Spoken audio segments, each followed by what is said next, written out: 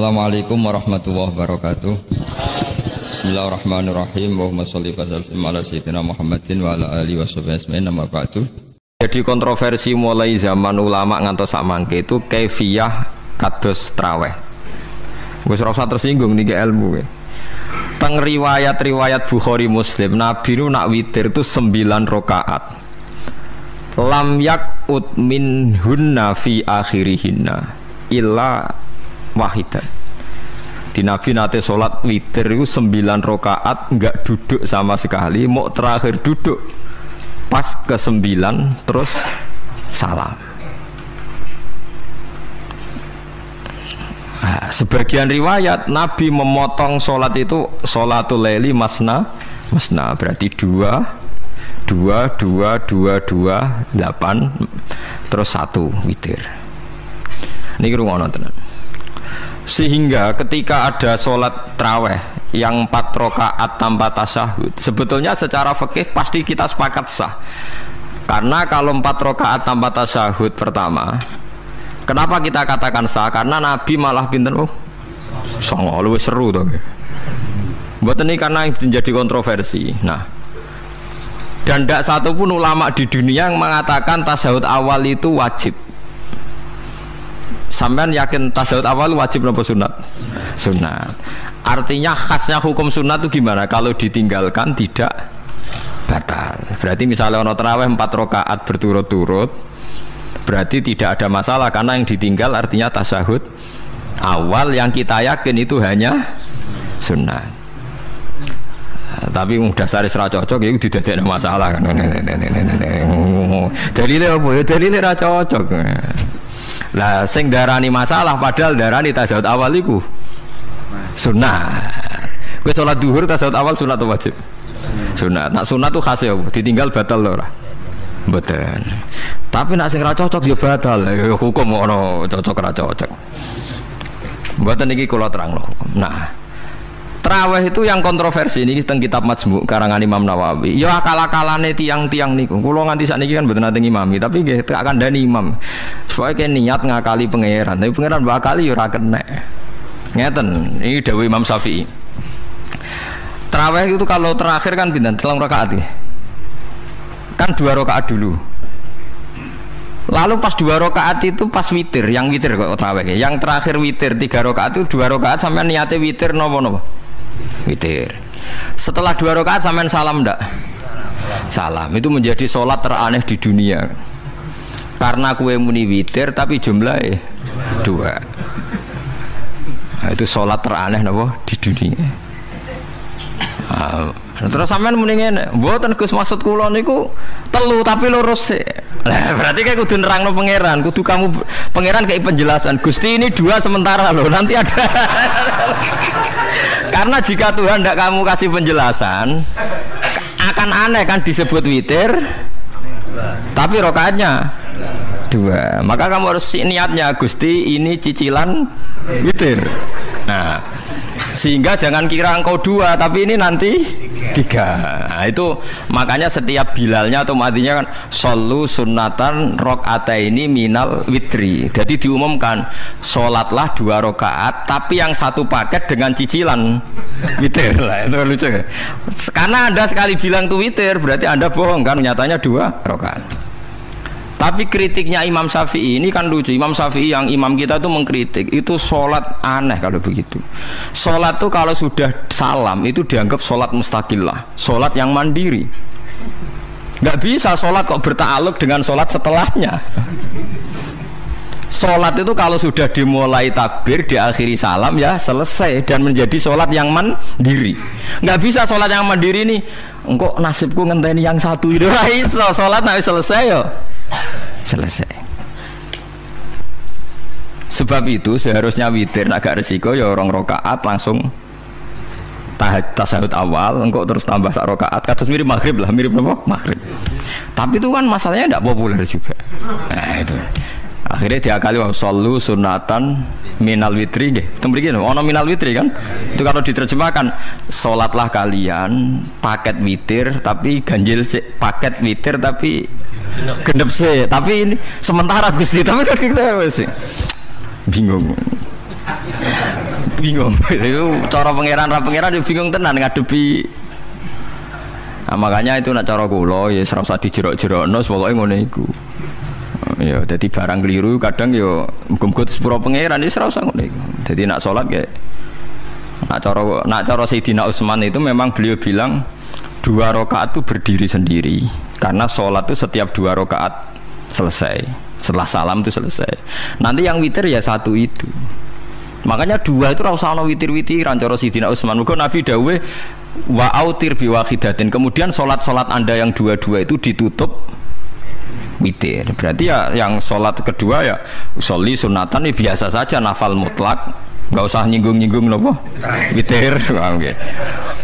Loh ini penting sekali karena nyatanya tidak witir kan?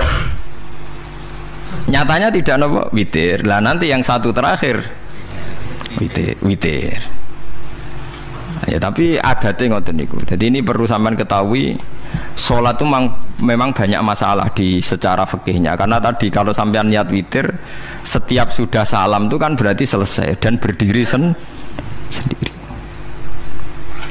Lah kok suwe-suwe nak rakaat sing terakhir batal lah berarti sing ngarepe melok batal. Mergo sak paket koyo capres mbek napa? Cawapres. Ora iso salat kok ono.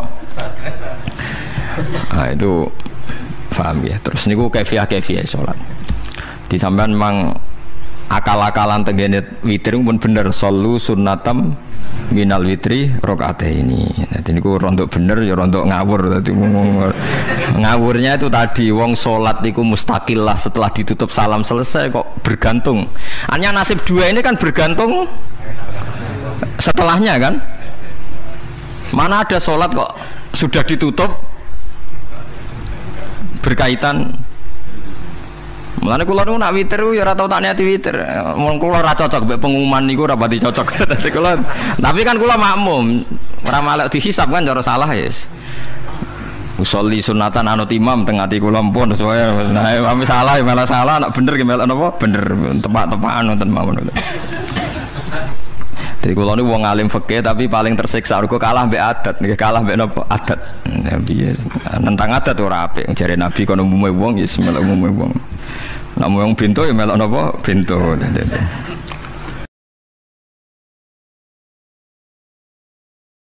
Dari awal Nabi itu sudah kelihatan sekali. Ya nisa an-nabi lastunna ka ahadim minan nisa. Para istri Nabi, kamu semua itu enggak sama dengan perempuan-perempuan yang lain. Maka perilaku kamu harus begini, harus begini, harus begini.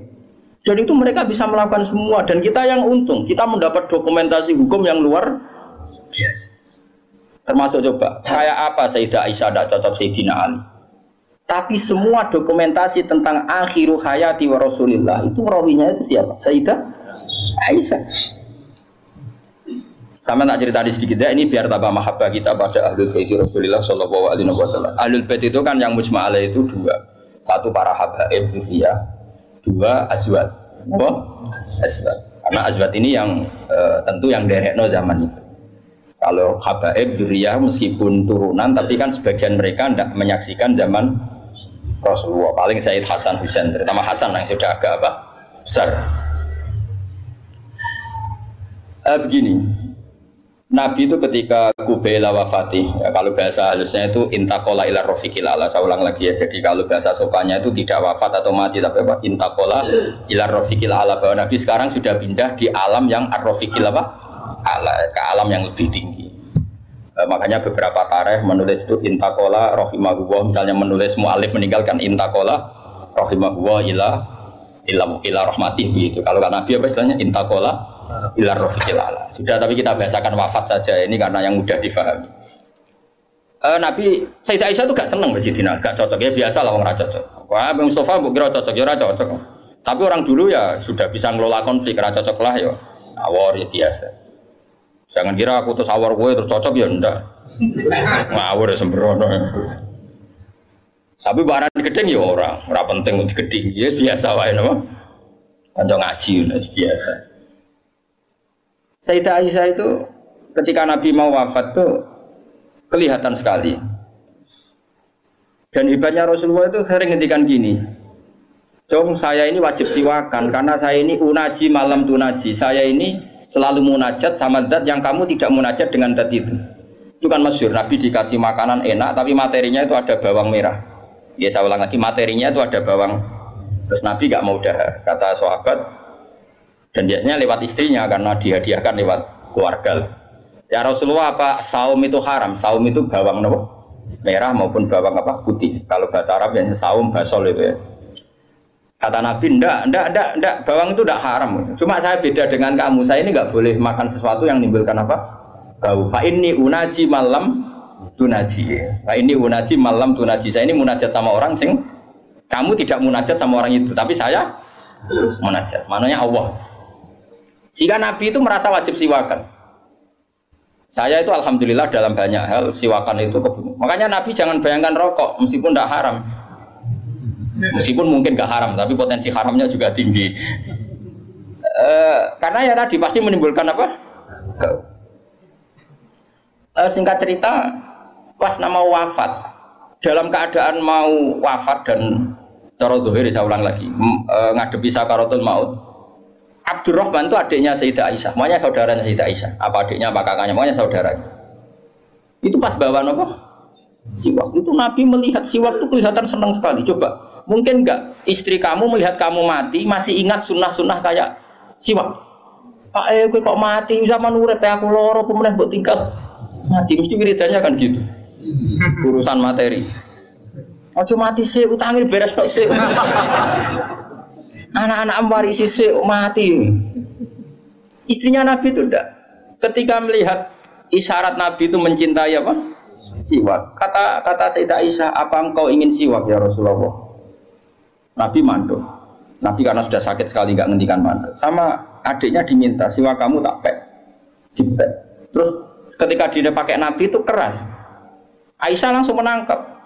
Oh, kok keras. Ulayinuhu laka ya Rasulullah. Apa perlu saya talin, saya haluskan. Terus dicokot apa, digegeti apa? Siwak kayu itu loh ya. Udah dulu kan arok gitu loh. Sama Aisyah terus dikunyah-kunyah sampai apa? Maka Sayyidah Aisyah itu bangga sekali, dia sering cerita Nabi wafat itu dalam keadaan menghisap rik saya. Wa inna riki lafi riki, katanya apa? Apa ludah saya ada di ludahnya Nabi, karena Nabi pakai siwak terakhir itu yang sudah ditalyen, sudah dihaluskan oleh mulutnya siapa? Aisyah. Makanya Aisyah itu bangga sekali karena kenangan Nabi terakhir itu membawa apa? Wa inna riki lafi riki, kata apa? Ludah saya ada di ludahnya Nabi. Maksudnya Nabi menghisap siwak yang ada ludah saya. Nah, sudah Nabi mau ngendikan. Dan itu termasuk kearifannya Sayyidah Aisyah, itu kan di kamar ya. Ada keluarga yaitu Abdurrahman, dan keluar. Kata Nabi, saya panggilkan Ali, saya panggilkan Fatimah. Sayyidah Fatimah datang. Makanya ini ditulis imam ahli hadis. Bab manaqibi Fatimah Zahra. Manaqibnya siapa? Fatimah Zahra. Sayyidah Fatimah itu di pintu gerbang itu tahu orang yang nggak dikenal. Itu normal, kalau orang nggak keramat itu pasti pingsan. Tapi Sayyidah Fatimah itu tenang saja, ketemu orang itu ya tenang saja, santai saja. Terus ketemu Rasulullah, Sayyidah Fatimah nangis itu. Nangis sekali karena melihat abahnya mau kabundut. Bagaimanapun Nabi selain Rasulullah punya status itu abahnya siapa? Sayyidah siapa Fatimah. Itu di situ ada Ali. Ini penting ya, karena ini sejarah Ahli Sunnah wal Jamaah. Jadi ada Ali, ada Sayyidina Ali, ada Sayyidah Fatimah, ada Sayyidah. Makanya Ahli Sunnah itu menentang sekali. Makanya masyhur zaman cari di Sahih Muslim. Sayyidah Aisyah menangi ada sekian isu kalau Rasulullah itu berwasiat khusus sama Sayyidina. Makanya masyhur itu. Sayyidah Aisyah kan naik pitam. Kata siapa Nabi berwasiat sama Ali? Saya itu ada di situ. Saya ada di sampingnya saat itu. Dan akhiru kalimatin qolaha adalah Allahumma ma'ar rafiqil a'la. Tidak ada wasiat tentang khilafah, tidak ada wasiat tentang, paham ya? Ini penting saya ceritakan di sini karena ya ini kan termasuk jadi khasnya ahli sunnah wal jamaah bahwa Nabi tidak pernah berwasiat khusus tentang khilafah ya Nabi. Sayyidah Fatimah masuk. Nabi ya nangis ya karena itu abahnya. Tapi ini bukti kalau Sayyidah Fatimah itu orang yang luar biasa. Ya Nabi kata Nabi, ya Nabi, putriku, kamu jangan nangis. Kamu itu awalu ahli baiti luhukon fi. Kamu itu keluarga pertama saya yang ketemu saya. Itu Sayyidah Fatimah guyu. Orang ditakdir, diberitahu kalau kamu matinya cepat guyu.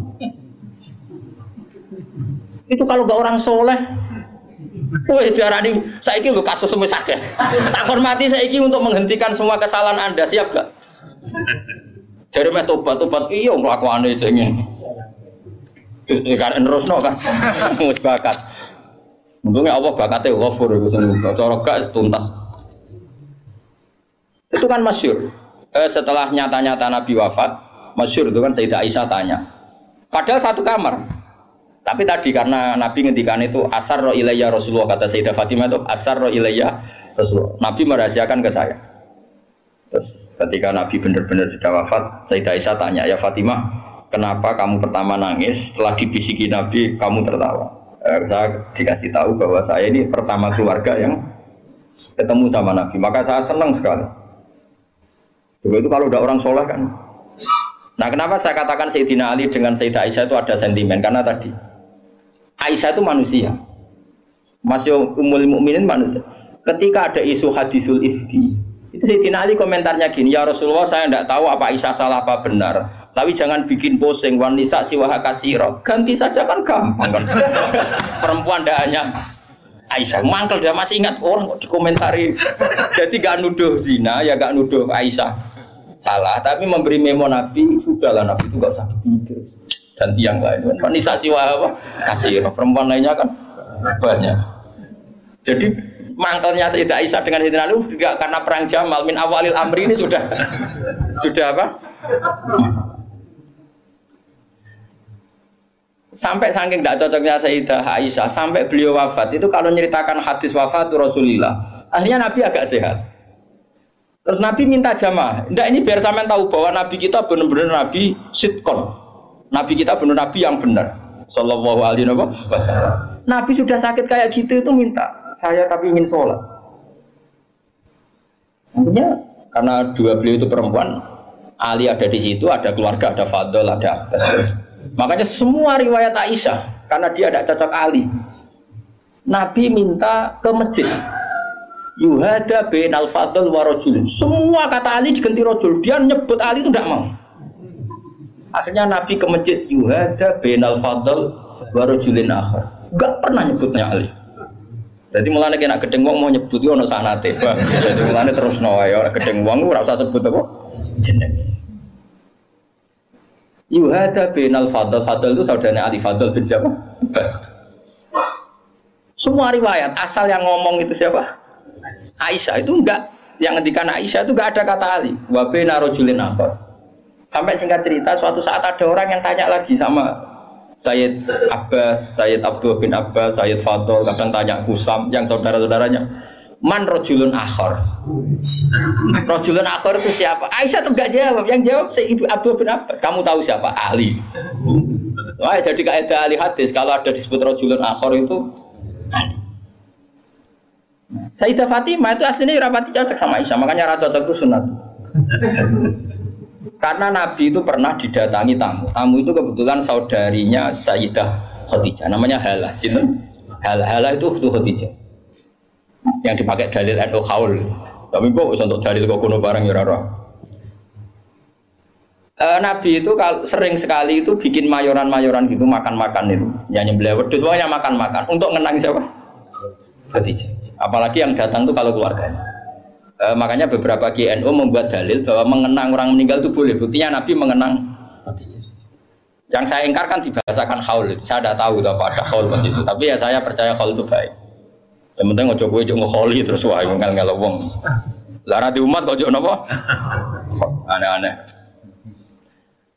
Halah itu kalau datang itu Nabi itu bergegas hormat terus macam-macam. Singkat cerita, saking hormatnya Nabi itu Aisyah itu cemburu. Ya Rasulullah, kenapa engkau mengenang orang yang tua, ajus itu tua sekali, sudah mati lagi. Waqad abdalakallah, dan engkau sudah diganti yang lebih baik ketimbang dia. Masih muda, masih hidup, pokoknya maksudnya ya dirinya. Gue rasa bakat sing wis mati. Singkat cerita itu membuat Sayyidah Fatimah sakit karena ibunya dikomentari ajus tua. Ibunya kan Sayyidah Khadijah, tentu kan ya tua wong. Di nikah Nabi sudah umur berapa? 40. Ini itu yang cerita guru-guru saya termasuk Mbak Mun, ini ada sanad musalsalannya, semua guru-guru kita cerita. Gue nak guru sipir ya raro. Nah terus Nabi itu ya unik, meredakan dua konflik itu. Aisyah bangga karena istri muda dan dicintai Nabi. Sayyidah Fatimah tentu bangga sekali sebagai putrinya Nabi, tapi ya mangkel sekali ketika ibunya apa? Dikomentari. Nabi oleh marahi lucu. Fatimah, kowe kepengen Aisyah menghentikan komentari ibumu? Nggih ya Rasulullah, wong ngamen komentari ibu. Nabi yang mau ngeloroi Aisyah kan masalah nanti. Mergo bojo ayu nak ngambek ya masalah kan. Jadi Nabi ki pinter moh dari didik Aisyah langsung wah ini masalah ini. Tapi kamu jangan katakan politik, Nabi itu udah politikus. Soalnya pinter, no? Pinter, satu terang, pokoknya pinter.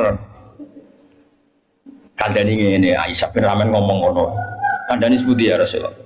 Ibuku lebih hebat timbang kowe. Ibuku rondo untuk Joko. Kowe ayolah, iku piye-piye iku perawan untuk Dudo. Hanya Aisyah diingatkan sisi. Coba Khadijah itu kan rondo untuk Kanjeng Nabi zaman Joko. Aisyah katanya cantiknya seperti itu, piye-piye dekne iku perawan untuk Nabi sing wis duduk. Iki eling terus Aisyah. Iya. Semenjak itu ora tau ngomentari. Sinten? Sayyidah sinten? Khadijah. Karena ada sisi yang dia kalah dengan Sayyidah Khadijah, itu Khadijah rondo untuk Joko. Artinya gini, kalau sampai punya masalah dengan istri itu biasa, Rasulullah itu juga masalah. Cuma Nabi punya seni menyelesaikan. Nah, kowe kan orang duwe seni. Wong roh kowe kepen ngamuk. Kere ben wayo, aneh-aneh wis modele. Ayo polahe. Nah ini kembali tadi ya. Jadi jangan kira cara Nabi seneng perempuan itu kayak senengnya kita pada nopo perempuan. Semuanya itu lillah wa fillah. Kita dapat riwayat tentang khed. Bayangkan kalau Nabi tidak nikahi Aisyah, kayak apa tentang hukum khed? Kita tidak tahu. Zaman itu belum ada kitab-kitab gambar tentang belum ada ustadz-ustadz nganggur sekarang khed sampai digambar. Nah ngarangnya khed apa? Jangan digambar maksudnya itu. Itu pernah tak polling Pak Budi, pernah tak polling sama Mbak. Apa betul yang kamu alami seperti ini? Semua bilang enggak. Sekarang ngelanang kabeh. Makanya menurut saya kita ngikuti hadis yang diriwayatkan Aisyah, yang diriwayatkan Hamna, itu ada di gitu saja ya. Kalau suwun sing ngaji kula teng mriki nek ana bocah wedok napa istihadah ki kuat suruh ngambil apa? Adatul yaum sebelum kena penyakit apa? Istihadah. Paham ya? Nah, ya sudah setelah adatul yaum itu berlalu ya sudah dihukumi suci. Jadi misalnya Januari dia haid 6 hari, Februari 6 hari, terus Maret entah kecelakaan entah apa, terus dia keluar darah terus sampai berbulan-bulan. Ya sudah, setiap tanggal yang dulu dia haid 6 hari yaitu jadikan hari haid. Liannya dihukumin apa? Suci. Ya tetap puasa, tetap apa? Sholat. Malah kan Nabi ngintikan fatahayyadi kama tahidun isa. Atau jadi ini penting saya utarakan, lagi-lagi seperti itu yang paling tahu banyak ya Aisyah. Meskipun nanti rawiyahnya itu ada Hamna, ada ini, tapi yang mendokumentasi itu ya Sayyidah. Artinya gini, kalau ada orang sekarang nikahi anak muda berdalih ngikuti Rasulullah, oke lah, kalau segi halal saya katakan halal. Memang nikahi anak umur 9 tahun pun kalau walinya boleh ya tetap apa? Tapi nak muri niru Rasulullah itu hayata. Oh jauh. Kamu itu apa betul jadi sumber hukum yang perlu didokumentasi seorang muda? Justru nak didokumentasi dolla wa adolla sesat dan kok hukumnya ora sing bener kok dia apa? Didokumen. Nah, makanya temriki saya Nawawi ngendikan apa? Li anna kullama kana lillah sebut ini kok. Wa hadhil khisalu allati waqa'at napa? Li Rasulillah laisat minad dunya fi syai'in. Ya, jadi ini saya masih menjelaskan apa komentar saya Nawawi apa? Wa hadhil khisalu alladzi waqa'at li Rasulillah laisat minad dunya fi syai'in. Semua yang dilakukan Nabi meskipun kesannya kayak perempuan, wewangian, itu sama sekali tidak ada kaitannya dengan urusan dunia. Semua itu untuk urusan dokumentasi akhirat atau dokumentasi masalah-masalah agama. Terus kata Senawi lagi, li anna kullama kana lillah laisa minad dunya. Kalau sesuatu orientasi kamu lillah itu hakikatnya laisa minad dunia. Misalnya kayak kita makan tujuannya biar kuat sholat, kita punya rumah benar numpang ning wong liya ngel-ngelo, kita nganggo pakaian ben ra udo mari maksiat, asal niatnya lillah semua itu tidak urusan apa? Dunia. Kama qala Syekh Rasyidi fil Majalis Ar-Ra'iqah. Jadi ini penting sekali saya utarakan biar kita terbiasa ya dengan teori-teori yang digariskan para ulama. Niru Nabi itu baik, tapi ada sisi-sisi yang kita sadar kias ma'al farik. Seorang lagi apa? Kias ma'al farik. Kan sekarang banyak orang yang minta diikuti semua omongannya. Jadi dulu murid zaman Nabi itu gak ada yang bantah guru. Dulu Nabi kan gak pernah salah. Nah kue kan salah wis watak. Terus kue kepengen murid meniru kue total koyok zaman Nabi ya beda. Kue murid itu api anut guru, tapi biasa wae. Kadang-kadang ranu juga bisa takono. Mau sarape ribet. Ya karena beda. Saya punya kitab Sunanun Nasa'i buat Misbah.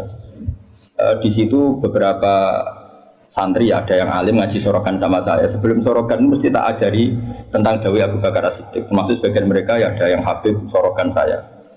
Beliau alim tapi ya tadi tetap tak kasih tahu. Kita kesepakatannya pakai hadis ini.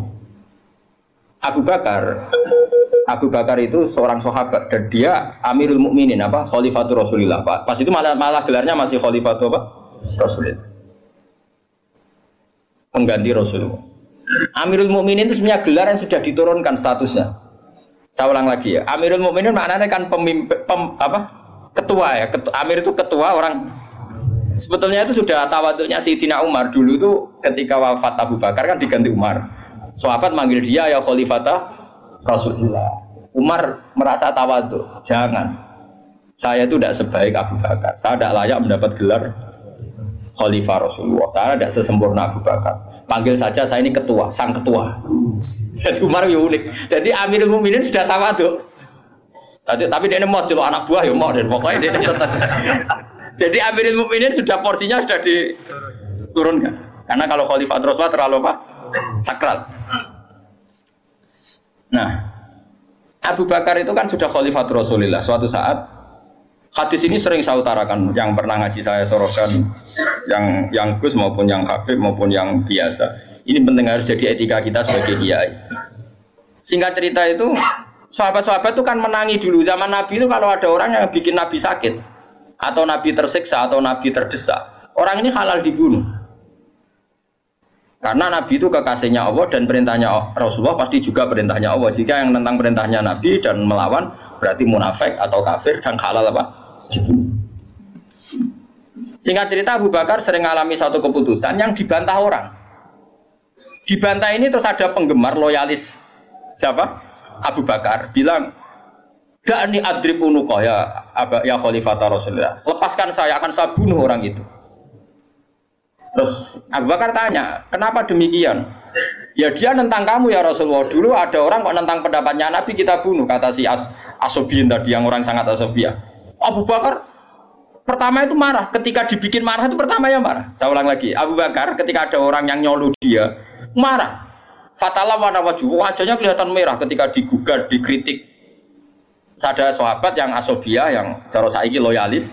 Apa saya bunuh ya Khalifata Rasulullah sebagaimana dulu kita bunuh orang-orang yang anti Rasul. Itu fakaan nama itu di hadis fakaan nama subba fi wajhi ma'un barid. Seakan-akan Abu Bakar itu tersirami air dingin, langsung redam marahnya. Redam terus dipanggil orang itu. Laisa dzalika li ahadin ba'da Rasulillah sallallahu alaihi wasallam. Itu ensofnya Abu Bakar. Tidak ada orang tentang boleh dibunuh itu hanya Nabi. Saya ini tidak Nabi, bisa saja yang salah itu saya. Coba laisa dzalika li ahadin ba'da Rasulillah. Spesial seperti itu, orang tentang mesti salah itu hanya Nabi. Kalau kita kan delok-delok masalahnya, kadang kita benar, kadang kita yang coba. Dan menurut saya semua kiai, semua ulama harus apal hadis itu supaya kita tidak menyamakan diri kayak Rasul. Lalu biasa ngomong Mustafa Radhi turuti gayane wae khusyuk biasa kan terus tak celok suwi jule. Oh suwi mut tileman lu. Gayane wae khusyuk. Lah balik kula teko ring kene biasane disambut terus. Kenapa? Lali kula. Coba mbek kiai ini sing mulang. Nanti saulang pisan ketemu lali lan bedino murid kok bedino lali. Tapi aku yo ora gelo mergo lesa kali ahadin ba'da Rasul. Wis ora gelo. Ngaku ra nabi bodoni